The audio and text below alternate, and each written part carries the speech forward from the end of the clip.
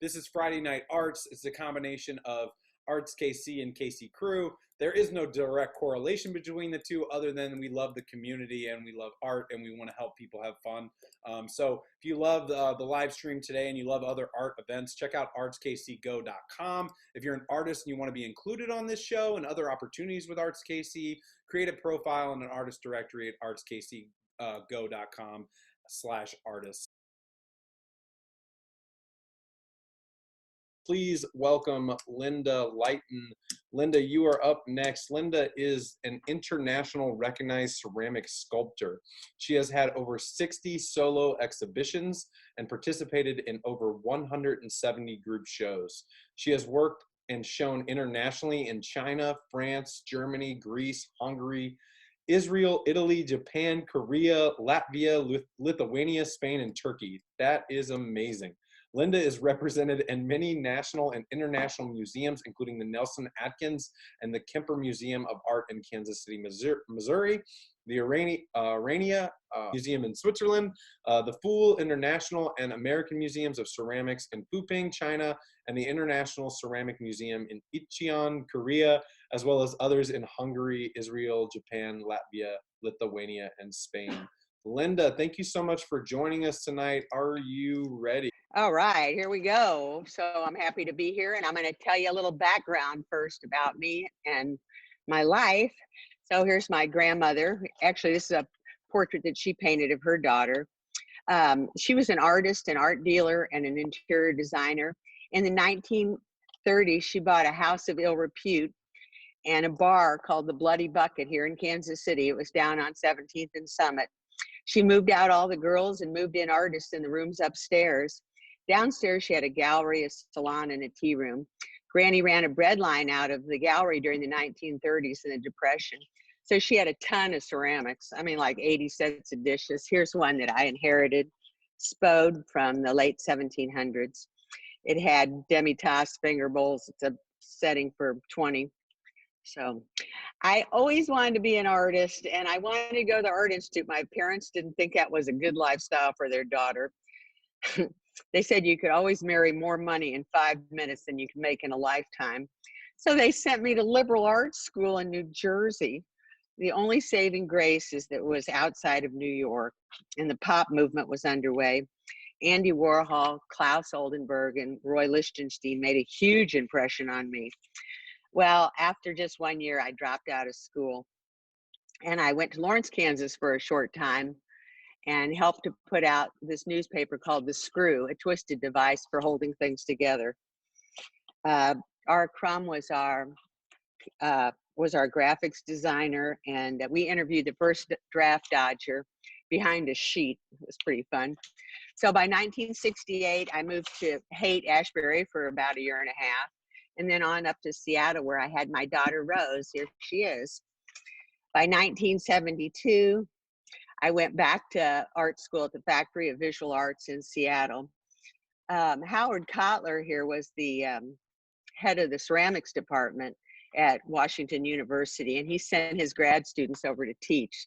So here was some of my mentors and my teachers, Mark Burns. This is probably the first piece of gay art I've ever seen in my life, and I didn't quite understand what that was about. Patty Warashina, here's Car Kiln and Wash and Wear.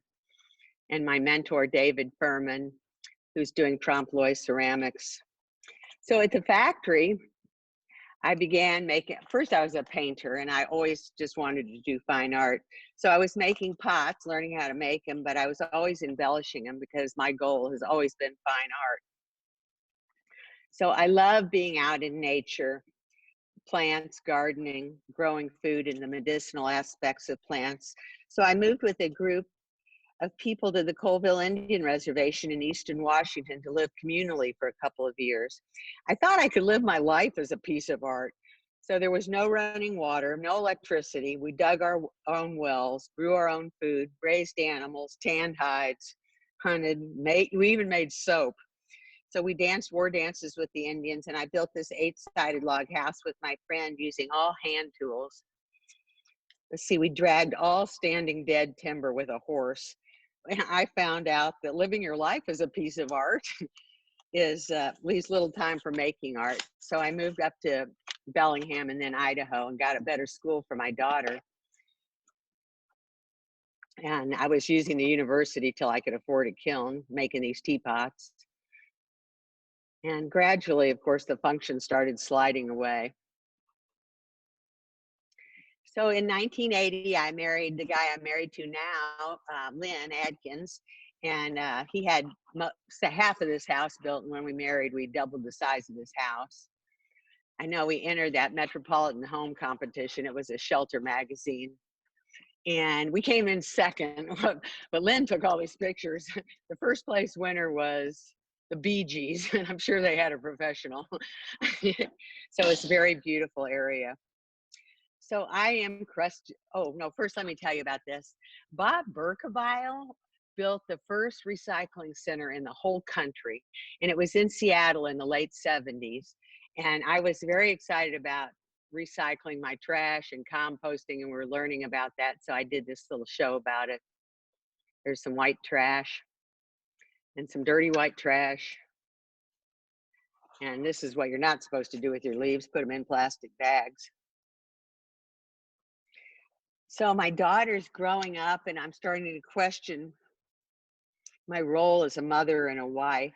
So I did this show called And She Did Not Live Happily Ever After, but she did live.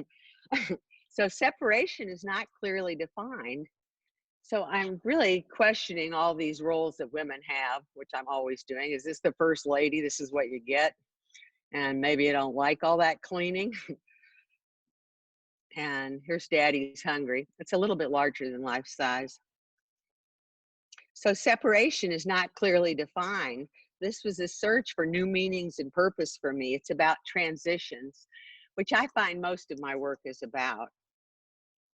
So I like my work to speak about art, to speak about life over art, because I think that's where I'm at. So here's pearl-handled dueling monkey wrenches. It's good for a family fight when you're in isolation, man, and things are getting tense around the house. You had any of that? So cities are defined by their architecture. They have personalities. People are defined by their demeanor, their personality, and their habits. These can be confining, a kind of entrapment. Manners, self-control, and appearances don't reveal the inner person. We must contain ourselves and above all, make the world predictable with no surprises. We talk about spontaneity, but we crave conformity. Some people are bound so tightly by the habits and mores of society that they become institutionalized. They are bricked into the death throes of our culture by the trappings and strappings of society. It's neat, it's tidy, and a tight operation. It's predictable, confined, defined, but is it worth it? So our homes and apartments can be a place of refuge, a prison, or our urban armaments. Feel any of that during social isolation? Here, I've used the figure as a vehicle for my ideas. So I want to work directly with life issues, its everydayness, its greatness, its ups and downs. I want to capture in an instant a moment of passion and stress. So these figures are tough, strong survivors, the stuff of humanity, where sorrow is often as evident and meaningful as joy. Perhaps sorrow gives us the capacity to empathize.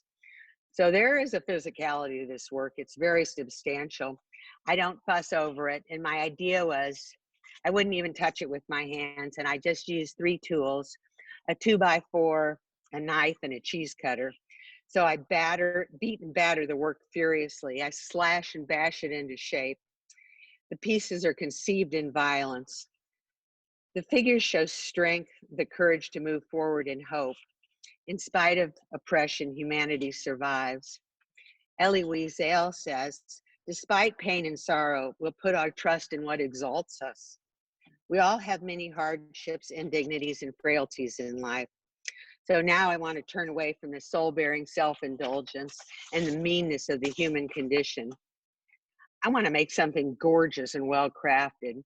So this show is part of this, is called Sensuality is Its Own Reward. So I've lived in the world and I feel the need to laugh and to reveal some of the vulgarity in life. I know that sex is a driving force and must be acknowledged as such. My focus has been on desire. How can you visualize desire? It's the life force, a dangerous beauty entailing seduction, sexual prowess, and moaning hormones. So I want to celebrate the spirit of life, two-stepping towards figuration, beckoning the viewer to come closer, come hither. Oh my God, have I gone over the line? Is this Baroque a go-go?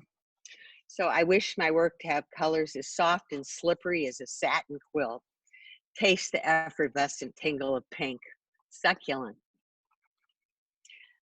Elizabeth Kirsch in Review magazine says the majority of these entities are hermaphrodites, sprouting cavernous vulva and tumescent penises, all in one self-contained cheerful organism. They beckon to anyone, seductively to anyone who comes near to slurp one down whole. If RuPaul could be a ceramic artist, he or she would want to incarnate as one of Lighton's divas.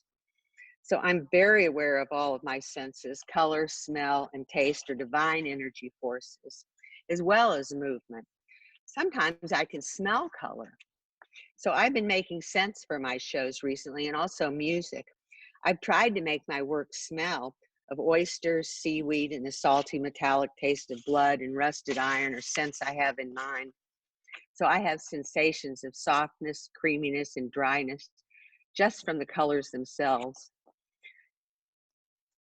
I'm a shovel to my core, which must include female imagery to be honest and sincere. I'm trying to be earnest and without cynicism. I want my works to tell their story cogently and clearly, which can only be done by picking the right color, layering it into existence.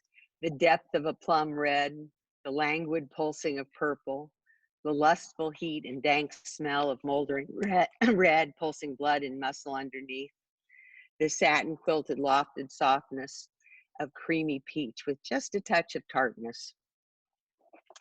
So I did this show at Penn Valley, which is a great place to show, and it was called Boundless Joy.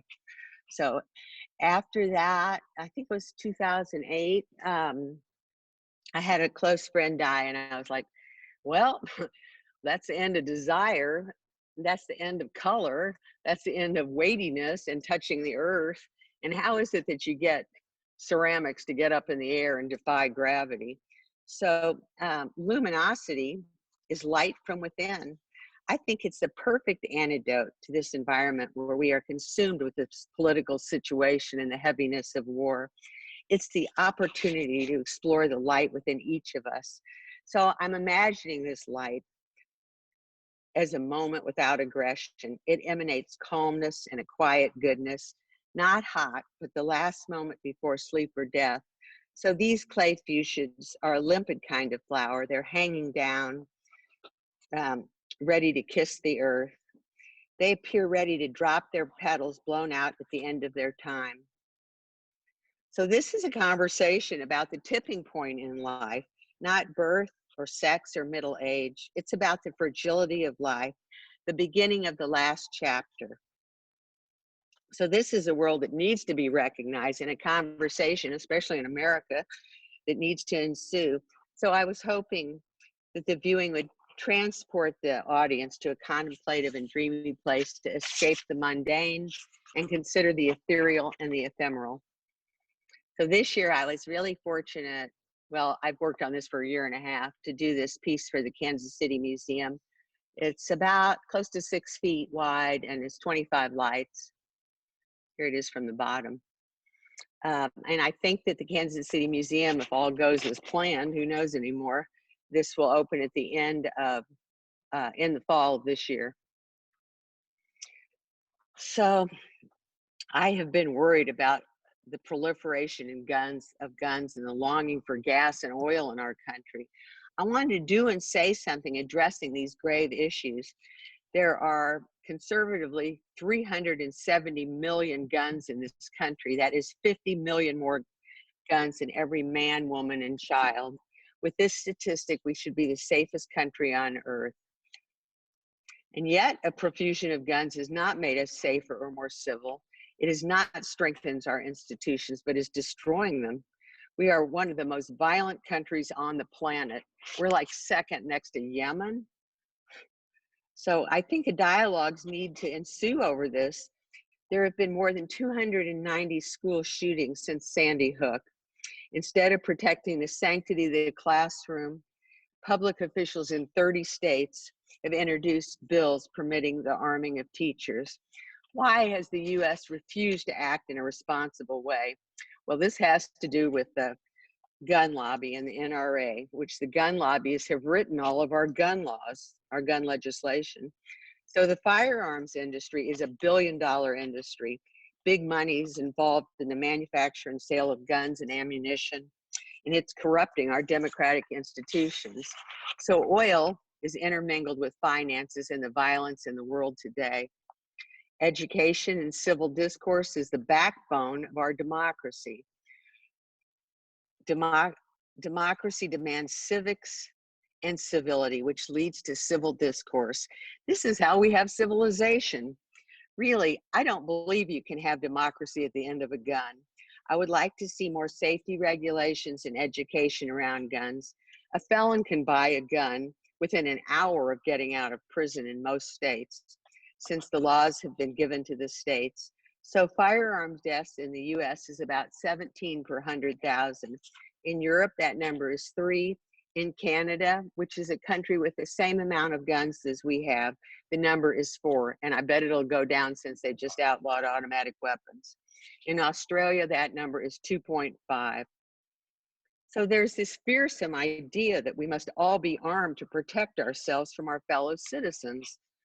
Being armed makes it 10 times more likely that you'll have an accident with a gun. The statistics show us that more handguns don't make us any safer. Handguns are for killing people. And personally, I don't want a bullet to kiss your heart. Whatever happened to civil discourse? When will we decide to take the moral and rational stance? So I feel that an artist's job is to visualize what's happening in society. The country that I want is not the country that I have. So these pieces are an open invitation for a conversation about this very loaded topic. When I made 44 Magnum Mandala, I thought, my God, we've begun a meditation on guns. We worship the gun. The critic Tanya Hartman says of this piece, I don't want a bullet to kiss your heart. It is an arc, a majestic portal, evocative of the architecture of tyranny.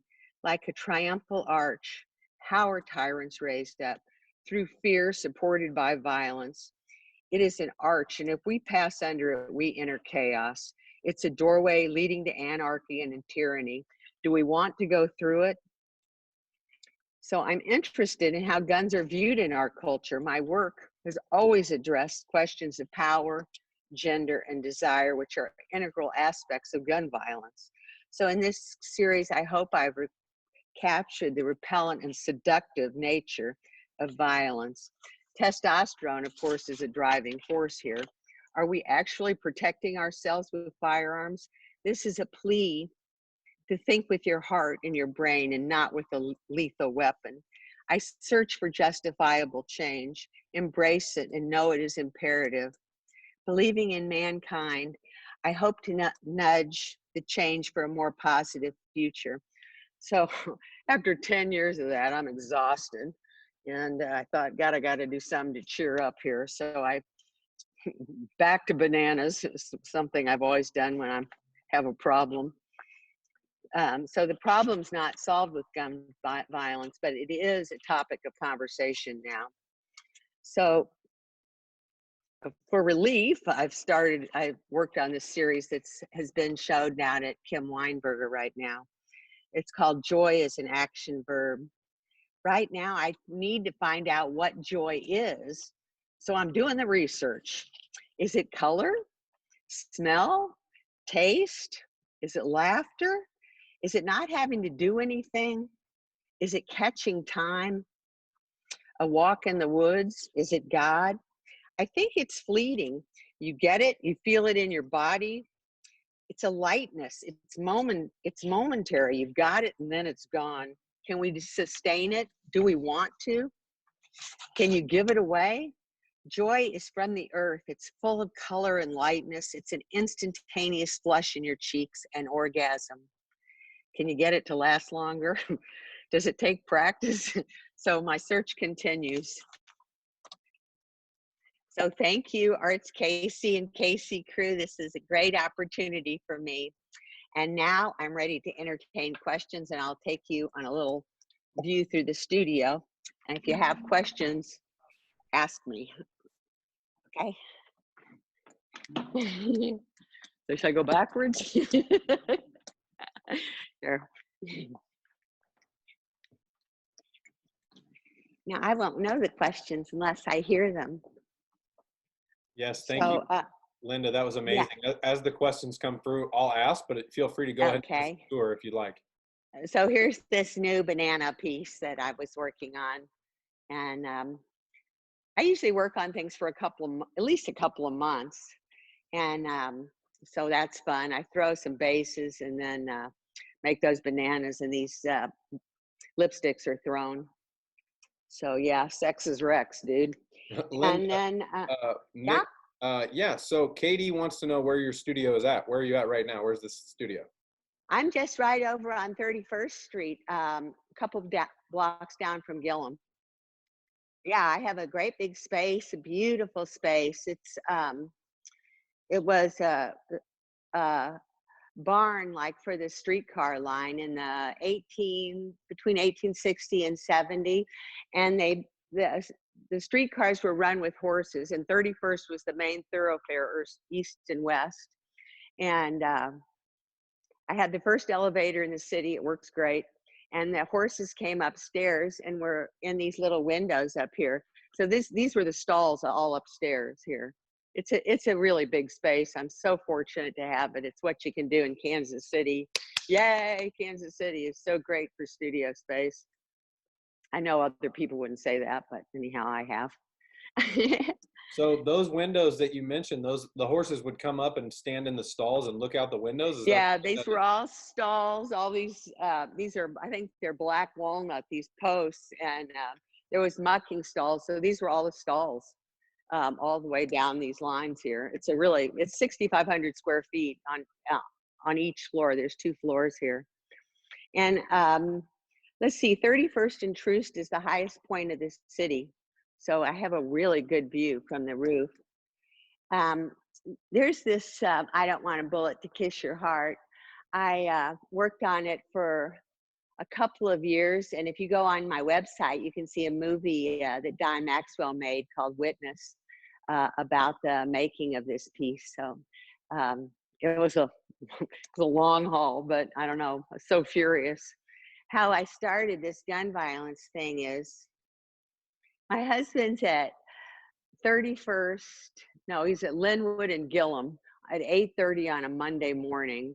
And there were 6 guys at the stoplight. He's waiting at the stoplight, 6 guys with guns drawn and 2 people shot dead. And it was not reported in the paper. So, I mean, I went to the police commissioner and I went to Jolie Justice, and they all said, you know, there's gotta be a conversation about this. So there's been some stuff. Of course, the Republicans aren't entertaining those issues very much. What are the normal studio hours that you have pre-COVID? I just get to come down here because my studio is empty except for me. I've had a couple of people come in here and work, but I come in at 8:30 and I'm here till about 4 every single day. And I've had this studio for almost 30 years. And I just work all day, every day. It's what I love to do. I'm real ADD in ceramics. You get to do a little of this, a little of that. You lift stuff, you run around. Man, the computer is not where I want to be. I need action. So when you were showing off all the amazing colors earlier in your screen share, how do you make those colors? You want to know what? Let's look at a piece over here, maybe.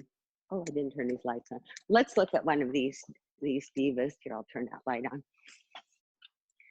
So, you know, most of these pieces, everything takes at least 2 months, even a little banana.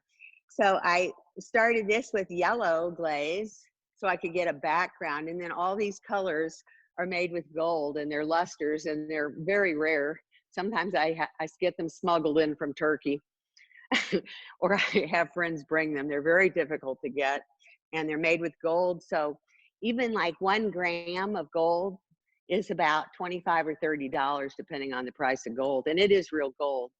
So yeah, so then I have to layer these. I have to put the red on and then I have to and fire it and then put the orange on and fire it and then put the blue on because they can't go in the kiln together or they kind of cancel each other out. So yeah.